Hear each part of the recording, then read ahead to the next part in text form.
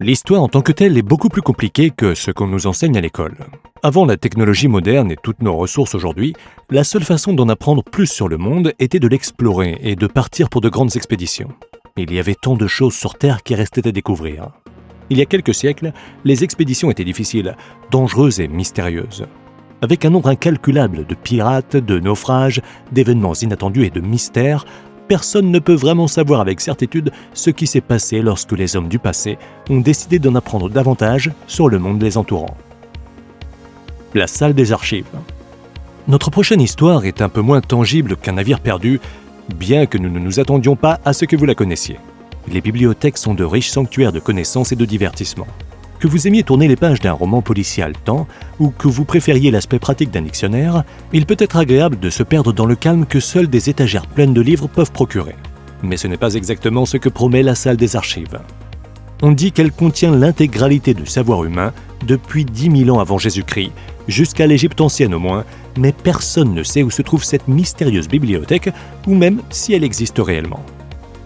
Tout comme la cité perdue de l'Atlantide, il existe assez de mentions de la bibliothèque dans d'autres textes pour supposer qu'elle existe, mais à part quelques manuscrits et journaux personnels, il n'y a pas beaucoup de preuves matérielles de la salle des archives. Et quand l'humanité fait face à une incohérence, elle aime spéculer. Les théories du complot vont d'une bibliothèque cachée sous le Sphinx de Gizeh à une ancienne archive extraterrestre. Difficile de faire un vrai bon complot sans les extraterrestres, n'est-ce pas ? Le fait est que le gouvernement égyptien a interdit tout type de travail archéologique aux alentours du Sphinx. Nous savons qu'il existe un compartiment là-dessous, mais ne savons rien de sa taille ni de ce qu'il y a à l'intérieur. Ça pourrait être la salle des archives, ou bien la tombe d'Elvis. Qui sait ? Certainement pas nous, car non seulement personne n'est autorisé à y entrer, mais l'utilisation de sonar est également interdite. Mais quand bien même il y aurait une bibliothèque secrète sous le Sphinx, il n'y a aucune chance qu'elle puisse contenir toutes ces connaissances. Les bibliothèques sont immenses, et à juste titre, les livres prennent beaucoup de place. À moins que l'humanité n'ait pas appris grand-chose au cours des milliers et des milliers d'années que la bibliothèque est censée rassembler, y compris des savoirs plus modernes si on en croit les rumeurs, il n'y a aucun moyen physique que toutes ces informations puissent tenir sous le Sphinx. Même le double de l'espace n'y suffirait pas. Il y a beaucoup de choses que nous ignorons sur l'Égypte ancienne. Entre le temps et les pilleurs de tombes, une grande partie de cette histoire a été perdue. Néanmoins, certaines découvertes suggèrent que dans l'Antiquité, l'Égypte était une société prospère, technologiquement avancée, avec une forte influence extraterrestre. La salle des archives serait-elle située sous le Sphinx ? Ou est-ce juste un mythe pour des gens trop crédules ? Dites-nous ce que vous en pensez dans les commentaires. Une expédition révèle les mystères du fond du golfe du Mexique. Cette histoire nous ramène à l'océan, mais cette fois, le froid ne vient pas de la glace. Il vient des profondeurs. Seulement 5% du fond de l'océan a déjà été exploré, du moins par les humains. À titre de comparaison, des gens comme John Franklin et ceux qui l'ont suivi ont cartographié environ 22% de la surface de l'eau. Même le golfe du Mexique, l'une des régions de l'océan les plus minutieusement cartographiées, recèle encore de nombreux secrets. Et c'est exactement la raison pour laquelle la National Oceanic and Atmospheric Administration, aussi connue sous le nom de NOAA, a entrepris une expédition de 23 jours pour explorer les profondeurs du golfe, qui restent très largement terra incognita.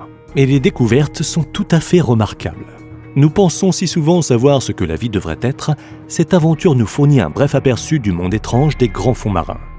Il y a 100 ans, personne n'aurait imaginé que la vie pourrait se passer de lumière. Nous autres humains, et bon nombre des animaux avec qui nous partageons la planète, dépendons de la vue pour connaître notre environnement et nous déplacer. Les plantes utilisent la lumière du soleil pour pousser. Et pourtant, le long des 34 000 km de fonds marins que la mission a explorés, pas un seul rayon de soleil ne perçait. Ce que les scientifiques ont découvert, c'est une population saine et prospère de plantes et d'animaux dont ils n'avaient jamais soupçonné l'existence. De tels moments sont monnaie courante dans le monde de la science. Dans le cas des nombreuses nouvelles espèces du Golfe, il y en a qui produisent leur propre lumière, et beaucoup d'entre elles n'ont pas d'yeux, ce qui fait que la vue n'est pas un problème. Les plantes, quant à elles, prospèrent par un processus connu sous le nom de synthèse chimique, plutôt que par photosynthèse. Mais cette exploration impressionnante ne s'est pas faite uniquement pour la beauté de la science. Les données que ces scientifiques ont ramenées pourraient changer la façon dont la conservation est gérée dans l'ensemble du Golfe. Le chalutage est un problème majeur pour les communautés fragiles des grands fonds marins, mais ces recherches constituent la première étape du renforcement des protections dans la région. L'expédition de John Franklin. Cette histoire nous entraîne dans l'un des mystères les plus tragiques de l'Arctique. L'une des dernières frontières indomptables, ce mélange traître de terre et de mer, a fait de nombreuses victimes. À un moment donné, le bateau traverse la glace et soudain on se retrouve pris au piège au froid qui atteint régulièrement moins 40 degrés Celsius. Les gens du pays savent très bien qu'il ne faut pas tenter le diable et sous-estimer les esprits du Nord. Mais il y aura toujours des gens pour essayer de faire leurs preuves contre la fureur de Mère Nature. John Franklin était un officier décoré de la Marine royale britannique, un mari, un gouverneur et un aventurier passionné. Malgré des débuts modestes, il s'était forgé une réputation d'homme prêt à tout accomplir pour son travail. Il avait déjà plusieurs expéditions en mer à son actif, dont 3 dans l'Arctique, et il ne se souciait pas des choses stupides comme la faim ou les esprits. Ce qui le préoccupait, c'était sa réputation. Après avoir été poignardé dans le dos par ses collègues bureaucrates, Franklin était sommé de revenir en Angleterre, ce qui constituait disgrâce pour lui. Sa femme l'a supplié, et lui et les gens au pouvoir, de faire un dernier voyage en Arctique. Après tout, si les gens oublient pourquoi ils vous ont traité en héros, vous pouvez rentrer chez vous la queue entre les jambes ou leur rappeler la raison de leurs éloges passés. Franklin se vit accorder 2 navires, l'Erebus et le Terror. Sa mission était de tracer le passage du Nord-Ouest. Riche des connaissances héritées de ses précédents voyages, il fit remplir les navires avec suffisamment de fruits séchés et de conserves de viande pour que les 2 équipages puissent tenir 3 ans et partir en mer en 1845. Avec les yeux du monde entier rivés sur lui, le groupe a navigué jusqu'au détroit de Lancaster et a disparu. La nature du voyage maritime étant ce qu'elle était à l'époque, il a fallu un peu de temps pour que quelqu'un se rende compte que l'expédition ne revenait pas. Ainsi, au moment où les équipes de recherche ont été envoyées, les 2 bateaux étaient pris au piège depuis des semaines. La femme de Franklin a fait pression pour qu'on envoie d'autres vaisseaux à leur recherche. Son optimisme obstiné s'est propagé dans le pays, éclipsant tous les doutes personnels qu'elle avait pour la survie des équipages. Elle disait même fièrement qu'avec toute la nourriture qu'ils avaient emportée, personne n'avait à s'inquiéter jusqu'en 1848 au moins. Elle ignorait que la nourriture était empoisonnée. En effet, la viande avait été emballée dans des boîtes métalliques scellées avec des couvercles en plomb. C'est pourquoi John Franklin est mort peu de temps après que les 2 navires ont été pris au piège. Son équipage, confronté à tout un hiver de froid glacial dans un environnement imprévisible, a décidé de faire une pause. Les Inuits savent ce qui s'est passé depuis plus d'1 siècle.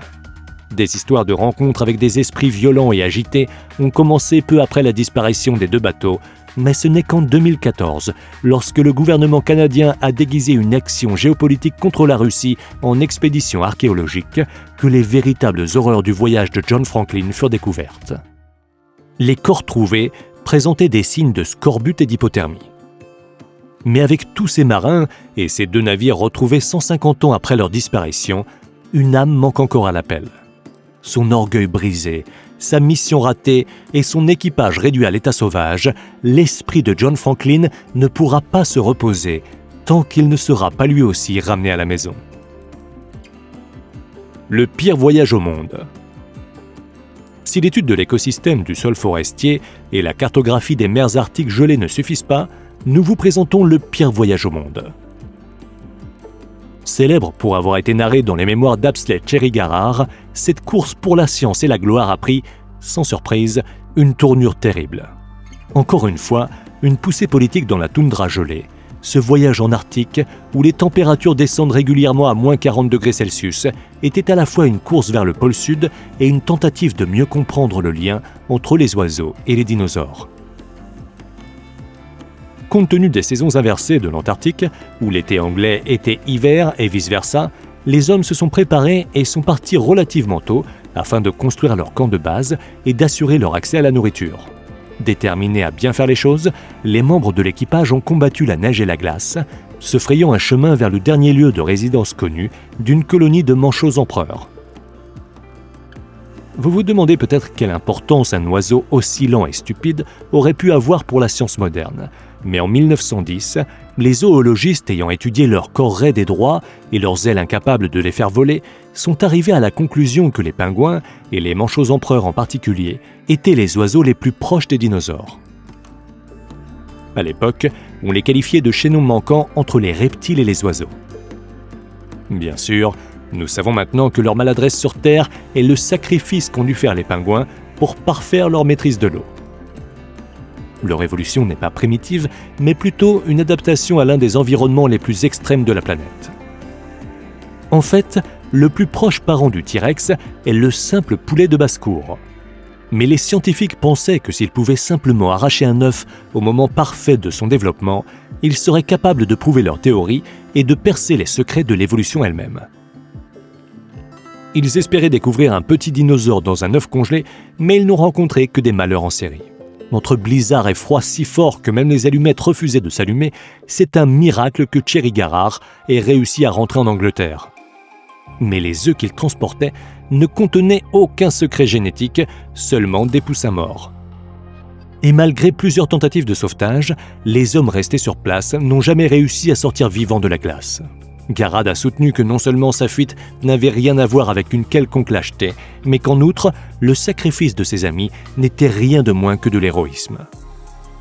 Ils ont passé tout l'hiver en Antarctique, passant leur temps à lire et à observer la télémétrie météorologique.